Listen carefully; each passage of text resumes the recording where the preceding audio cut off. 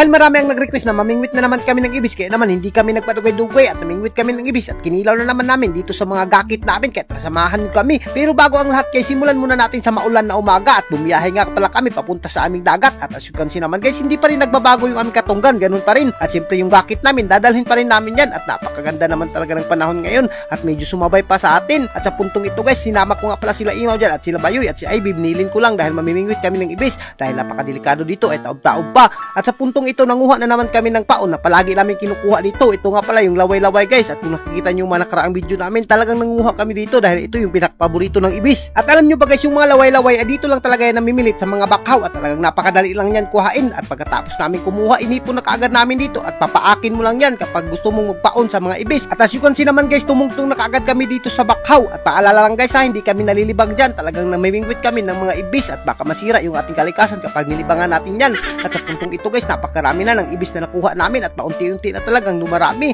At as you can see naman guys, napakaganda talaga ng panahon ngayon, kaya naman yung ibis talagang ginaganahan kumain ng ating mga bingwit. At talagang ganito yung mga trip namin kapag wala kaming lingaw. At dahil marami rin ang nag-request sa atin na mamingwit, kaya naman ipinakita na naman namin ulit. At dito na naman kami sa gakit namin mag-chill-chill at mag-relax dahil medyo stress na tayo sa ating trabaho, kaya naman nag-relax na muna tayo dito. At speaking of relax, talagang nakaka-relax kapag namingwit ka ng ibis dahil malilipay ka dahil nakakatuwa yung mga ibis dito kapag nakuha mo. At sa puntong ito guys, bukod sa malilipay ka ay masasarapan ka pa dito kapag kinilaw mo yung ibis na to dahil naku, hindi nyo ba alam na manamis-tamis to kapag kinilaw nyo. At speaking of kilaw, talagang hindi na nakaimaw yung aming unti-unti nakuha dyan at inanam-anam na namin. At siyempre yan lang yung kuha namin dahil ginugusla na kami at ayan na nga, tinimplahan ko na nga. At siyempre kapag nagtimpla tayo, siyempre hindi mawala yung suka at asin natin dyan at ilagyan lang natin ng kaunti yan para mas maging masarap yung ating kinilaw. Hindi naman matatawag ng kinilaw yan kung walang bitsin, asin at suka. Kaya naman talagang pinaspasan ko na pagkumot-kumot at pinugan ko na. At siyempre yung sili natin dyan, pampawala ng mga lagsa niyan. Kaya naman napakasarap naman talaga. At as you can see naman guys, sinilawan ko na yung ating napakasarap na ibis. At alam nyo ba guys, sa sobrang busy ko ay matagal-tagal na rin talaga akong hindi nakapamingwit dito ng ibis at medyo namimiss ko na rin magkilaw ng ibis. At sayang nga lang, hindi pa rin talaga makasama si Ivy gawa ng taob-taob at napakadelikado talaga.